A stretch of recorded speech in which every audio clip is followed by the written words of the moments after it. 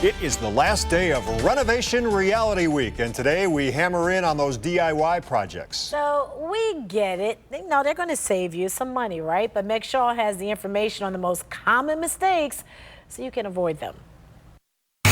You know the saying, measure twice, cut once. That's a phrase contractors live by.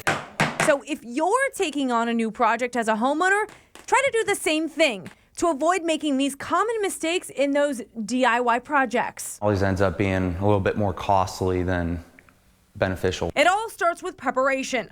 Oftentimes, many people don't clean, sand, or properly prime their walls ahead of a new paint job. So make sure you've taken the small steps first.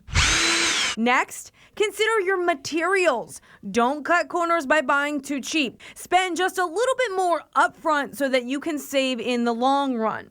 Know your limits. Before you set out to be a Tim the Tool Man, make sure you can actually handle a job. If you've never patched a hole in a wall, don't aim to plaster an entire room. And finally, make a budget.